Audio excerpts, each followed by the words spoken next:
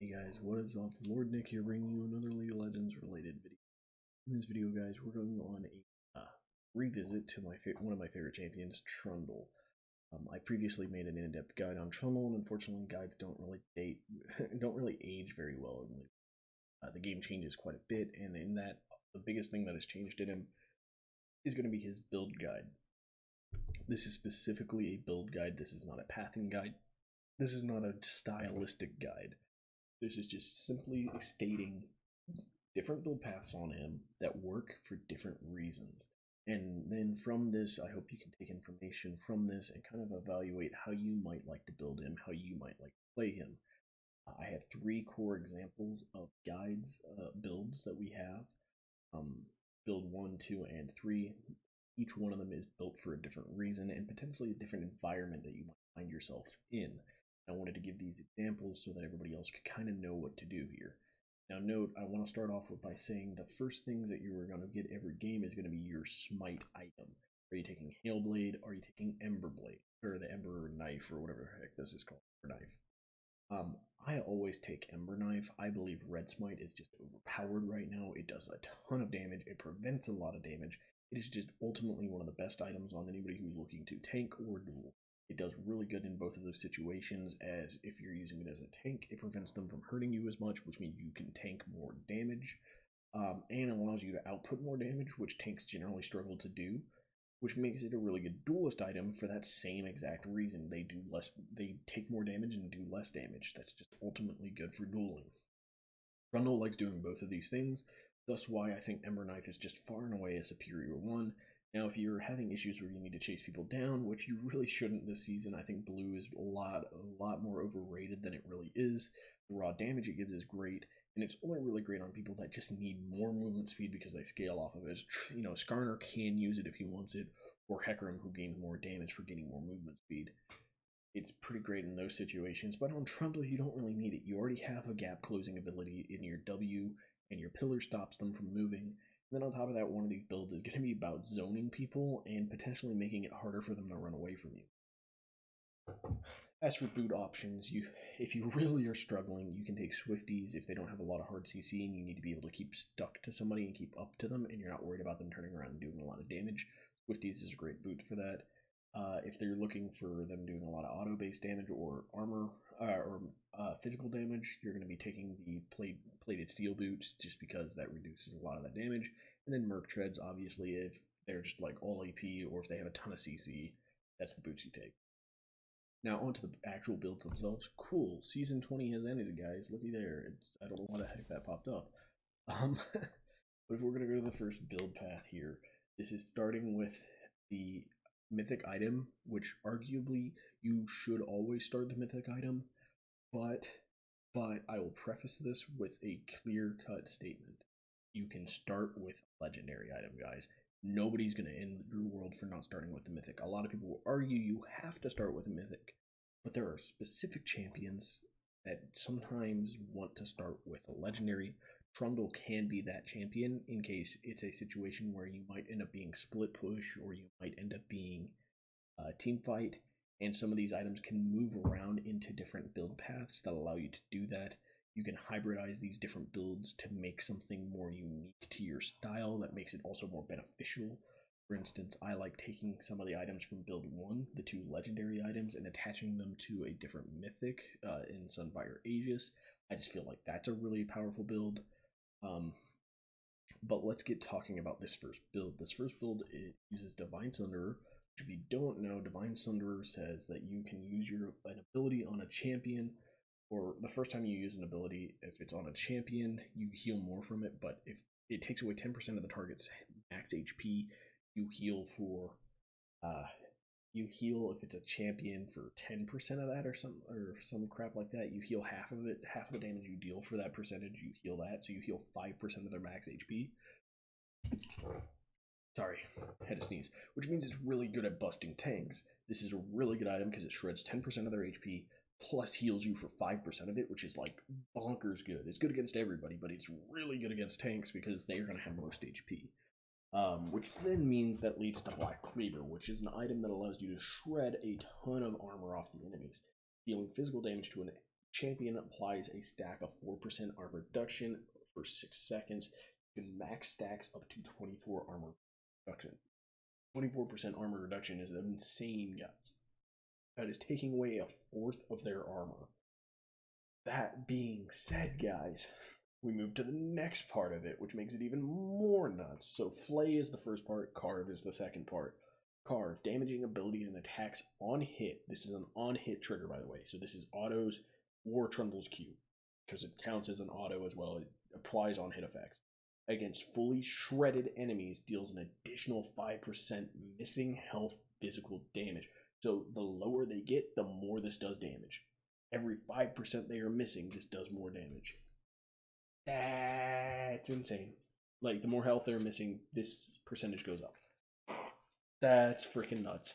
And then, damaging over time effects deals 40% carve damage. So, even if you had a dot percentage that was sticking on them, for whatever reason, a physical champion having a dot effect, this would do that. 40% of that damage would actually still be dealt by this. This item is freaking bonkers, especially for busting tanks, and especially for dueling. All of these things are something that I've already patented a previous build for Trundle, which was the PvE build that also was just excellent at dueling people. This is that new build. This will cleave through. I see what I did there, cleave. This will cleave through objectives, so you can just go and solo objectives ridiculously fast. Even though you don't have a lot of attack speed, you're just doing a lot of shredding and raw upfront damage. And then on top of that, the heal that you're going to be getting off of that ability if somebody comes by, and you get to attack them with your Divine Sunderer proc, like you gain a ton of healing from that. And then your Omni Vamp you're getting from your jungle item. And then on top of that, your rune builds should be built so that you can heal a lot. And then lastly, Sterix just keeps you alive. This restores, this is a ridiculous item as well. Dealing damage to or taking damage from a champion grants a stack, restoring 2% max HP, 1% max HP for range over 6 seconds. Dealing damage to somebody or being hit by somebody says, I'm going to just start healing now. That's dumb for no freaking reason. That's dumb. Anyhow, upon taking damage that would reduce your health below 30%, so mind you, this works exceptionally well with Last Stand, which is going to be something we'll be going over in the runes later as to why this item is so good on Trundle. But going under 30% health gives you a shield, increased by 7.5% max health per stack of rage. You can stack your rages, by the way. It doesn't tell you how many stacks of rage you can max out on, so I'm thinking you can continuously stack rage for almost ever, which is dumb. Like, that seems really stupid. Oh, sorry, I'm an idiot. I just don't read far enough, right? Alright. You can only get 5 stacks. Literally the very next line says, rage stacks up to 5 times. I don't know why that's way down here, not up with rage, because all the rest of them are there. It's just worded weird, guys. Anyhow, 5 times, once per champion, healing and bonus shielding reduced to 40% for ranged champions, to 60% for ranged champions, which is weird that it's mentioning that there. Again, you'd think this is with the rage. Anyhow, this item is nuts because it keeps you alive for so long. It gives you a ton of HP, a giant shield, and like I said, that 30% keyword is really, really huge for your rune path. Which, rune-wise, Trundle really likes going Last Stand, because as you get lower, you do more damage, and that 30% number is important because at 30% is where you start doing your highest amount on, start doing one of your highest amounts on Last Stand, which means they hit at the same time and you just start doing a crap ton of damage, and you're just gaining back tons of life from the rage passive. This is nuts. This whole build path, this core build path number 1, is really good for shredding tanks and dueling people on the side. You're going to be fighting people. Now note, I feel like this is really good to point out this is for dueling. Even if it's good for shredding tanks, you want to use this for dueling tanks, fighting them in their jungle, finding them early, and beating the crap out of them. You don't want to take team fights with this build. Biggest freaking reason. While Sterix keeps you alive in team fights, and Black Cleaver is really useful in team fights, Sundy is really good for dueling. It does not give you a whole lot of great stats for just being in the middle of a team fight and being a tank. FYI, Wallet gives you a nice little heal proc active. What it doesn't do is it doesn't give you actual lifesteal, and it doesn't give you resistances. It gives you HP though, which is nice. Again, all these items give you a pretty substantial amount of HP combined, But until you have that Sterix, your only healing is coming from the proc of Sunday, which is a good proc and a good amount of heal. But you don't have resistances, so the same problems that Trundle has had in previous seasons, where if you get locked down, you die. This build path is very volatile in that regard. You get locked down, you are just insta-dead. There's no real coming back from that. There's so much burst and so much raw power output that people have. Until you have that Sterix, you will insta-die if you get CC'd with this build. So I feel like this is much more optimal for dueling, where you're in one-on-one scenarios, because that one person will never have enough burst usually to beat you. But it can work in team fights.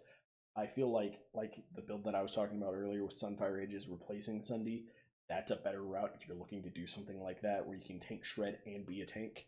It's a really good combination. Anyhow, let's move on to the second build real quick. Second build here is Frostfire. So a lot of people are going to be like, what the fuck? Why is there a Frostfire build? Frostfire is like the worst tank item. Arguably it is. That being said, it's also one of the most situational tank items. I think all the items are arguably good items, except for maybe support items. But all the tank items are good. They're just situationally good items. Sunfire Aegis is universally the strongest one, and is the most versatile into all situations. But it's not the best for very specific usage and very specific situations. This item is very good for zoning. And you might be asking, well, why is that so good for zoning? So here's the deal. So this item starts off with a 30% slow that you create every 4 seconds that is similar to the old Iceborne proc. Exception is it doesn't have to be an ability to proc it, it just does it off of your autos every 4 seconds. You just always get this every 4 seconds, you create this zone of slow. It's a 30% slow, and it's a pretty sizable thing. Think about the Trundle Pillar area, the radius around Trundle Pillar. It's about that radius that you're just making a 30% slow every 4 seconds. That lasts for 1.5 seconds. That's a 1.5 second 30% slow. That increases with your max HP. It's 0.0004% of your max HP. It's a really low number in most people's minds, but just with these core items built, which these two items are two very easily built items because they're both cheap as hell. So as long as you're building, you're going to get to these pretty fast. You're going to end up with a slow of 35%, which is actually pretty solid. That's a pretty respectable slow. And in terms of what this build is built for, which is peeling for your carry, this helps succeed in that the most. The biggest parts of why this helps succeed in that is going to be its mythic passive and its active proc of the snowbound thing. So its mythic passive says other legendary items grant you 100 HP and 7.5% size increase. Now both of these things, again, sound really odd and situationally, like this doesn't sound good in almost any situation. You don't want to get bigger as Trundle. You want to duel people, and the bigger you are, the easier you are to hit. That's the point. This build is about getting big in their face and problematic. You still do raw base damages because Trundle actually has pretty good base stats, and he always steals other people's stats to get better on his own. So because of that, you're going to be shredding with your R, and then you're going to take your damage away with your Q. Which means, yeah, this build isn't the greatest for dueling, but you're not using this to duel. You're using this in a team fight oriented thing where you need to keep that carry of yours alive. And this is really good at it. You create a zone where everybody's slowed, so it's hard to get through there unless they have a gap closer. If they have a gap closer, you use your pillar. And then on top of that, you're having two support items which are cheap, give you a lot of HP, so you're also stacking your HP up pretty well, give you a decent amount of armor on this one and some good mana as well, which you like, and ability haste. And guess what? This one also gives you ability haste, gives you HP, and gives you health regen. On top of that, an active that you attach to your ally, and that ally is at ADC, and then it redirects 15% of the damage they take. And if you have less than 50% HP, gain 35% movement speed when running towards them. If they take to where they're below 50%, you get to run towards them 35% faster, which means you get to go peel for them better. So all in all, this item helps you peel for them better. So all in all, these items work together to peel more. If you don't know Zeke's, you attach to your opponent and your ally, and then whenever you immobilize an enemy, it then procs the Zeke's passive, which then says your ally starts doing more raw damage, and you start, I think, slowing even more. So again, more zoning power for you. All in all, this build is for competitive team play. This is not for solo queue. You can use it in solo queue. I don't really recommend this build for solo queue unless you're duoing with somebody and you know that guy's gonna hard carry you because he's smurfing or whatever. Like, don't use this build usually in solo queue. This is, again, for competitive team play in very situational build. I feel like if you are really trying to funnel to one person and make that person the real carry, this is a way you can build a supportive style of Trundle that allows you to enable that person and zone enemies really, really hard. And you can get away with it because the items are cheap and Frostfire is pretty easy for you to get as a first item and is not actually that bad of a first item to get. And as you start building the other two items, it goes real well. I think situationally, you might want to build Knight's Vow first. If they don't have a lot of AD damage, you want Knight's Vow first because it's just better stats and a better active. The only real way for you to proc Zeeks is getting a pillar hit on somebody, which makes it a very awkward item. I'm trying to look into other items that might be better here. Redemption might fit in a little bit better here. Now that Shirelia's is a mythic, it's a little bit awkward because that would have been the item I probably would have recommended here. But I'm looking into which ones might work the best. I'm thinking Redemption is probably the best one there. And that's just because it gives you increased heal for yourself, which is great. 15% ability haste, which is good. Mana regen, you don't hate it. It's nice. It's just not the greatest. 200 HP is a lot less, but it's still pretty solid. And it's a cheap item nonetheless. It's $100 cheaper than the Zeeks. So you lose a little bit of raw stats from the Zeeks, but you get some decent stats back that are okay. And then you get a more usable active that's actually pretty good. So because of these things, you can look into that. Maybe a Spirit Visage would also be pretty good somewhere in here. I usually like Spirit Visage third. Also, FYI, if I didn't explain this earlier, the reason I'm only doing 3-item builds is because I think your next 2 items will always be situational no matter what way you look at it. These builds are also tentative. These are 3-item cores for a basic idea of builds and theory crafting, and I've gotten to test every one of these out. The Sundew one is the one I've tested the least, but I really feel that it fits more along the lines of dueling more so than team fighting. I've gotten to test the Frostfire one actually about 5 times in actual competitive games, and it feels really good in that environment to a degree. I'm not too sure if it's my favorite build in that environment, but I felt like in the situations that I had built it, it allowed me to enable that person more and soak up an obscene amount of damage from him that kept him alive and other people alive as well throughout different fights. The last build we'll be talking about is kind of your run it down Trundle build. Sunfire Aegis is a really strong item. If you don't know what it does the Immolate passive like everybody else's tank items do. On top of that, you start stacking Immolate stacks, and as it gets to the max stats, it basically gives you a miniature Infernal Dragon soul that you get to just start whacking somebody with, which is insane how good that is. That being said, it does not give you survivability nearly as well as some of the other ones. It gives you the least armor, the least magic resist, slightly above the least armor, slightly above the least magic resist. Both of the other 2 tank items give you either 25 armor or 25 magic resist. So it gives you 5 more of each. Woot woot. It gives you raw the same amount of HP, and it gives you a decent amount of ability haste. Now what it does do also is its mythic passive gives more ability haste, which is neat. It has one of the weaker abilities, mythic passives, but it's still pretty solid. It's just there for that Immolate passive being so powerful. So all in all, it's still really good. It's just you're not buying it as much for the stat line. The stat line is probably the most neutral out of all of them. Each of the other 2 is more specialized towards either armor or MR. This one is more neutral game, and that makes sense to how it wants to work. It is more neutrally good and beneficial in almost every situation. It's really good for dueling, really good for team fighting, really good for peeling, but it's only really good for you. I mean, it becomes beneficial for your team, but it is more of a selfish item that works really well with your team, but is selfish to you. Next up is Deadman's Plate. It's exactly the same as it was before, except now it gives a raw 5% movement speed, which is really nice. But as you start moving around, you start building up stacks that increase you up to an additional 100% movement speed or some crap like that. 60 bonus movement speed, that's what it is. And at that 100 stacks, you do 100 damage on your next auto. And if you're a melee champion, it slows the target for 50%. So this is a really good chase tool, really good engage. For somebody who doesn't have a whole lot of engage, you can now run at somebody, and instead of having to queue immediately, you auto like your normal good Trundle that you are, and you get a slow followed by a slow followed by an auto. followed by a pillar, which will slow and keep them in an area towards you. Now, Force of Nature is a very slept upon sister to Deadman's now. Force of Nature gives you, instead of giving you that nice 60 armor that Deadman's offers, or 40 armor Deadman's offers you, it gives you a little bit less HP, opposed to 475, it gives you 350. Instead of 30 armor, you're getting 60 magic resist, which is really nice. You're trading off HP for a ton of MR, which is really good. 5% movement speed, just like its other item. Difference is it now has Absorb. Taking damage from abilities grants you 6 movement speed and 4 magic resist for 5 seconds, stacking up to 5 times, which means you gain 30 movement speed and 20 MR.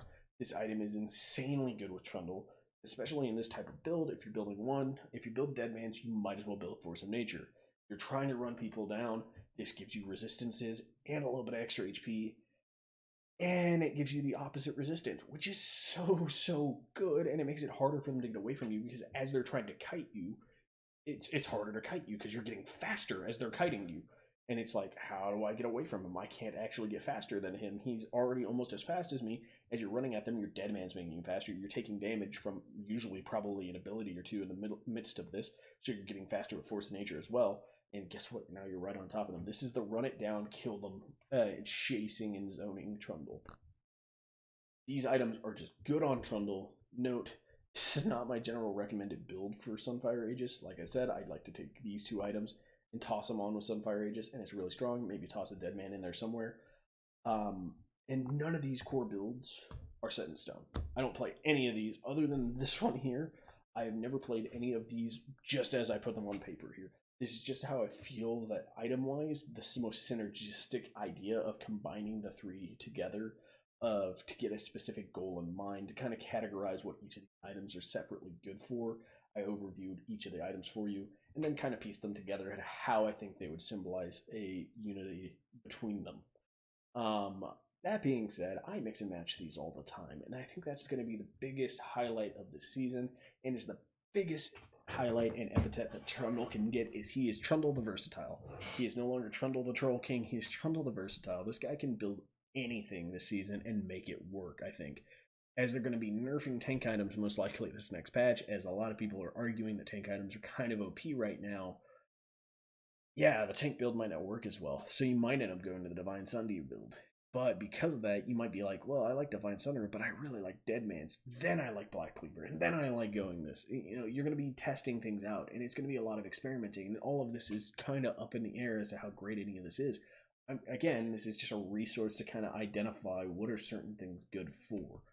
And I think that you can identify how you like to play, and you can use these different items to mix and match and figure out how to make them bend to your will, because that's what they're there for. And I think the best Trundle players are not going to necessarily be the ones who can auto-queue auto the best, or even toss down the greatest pillars.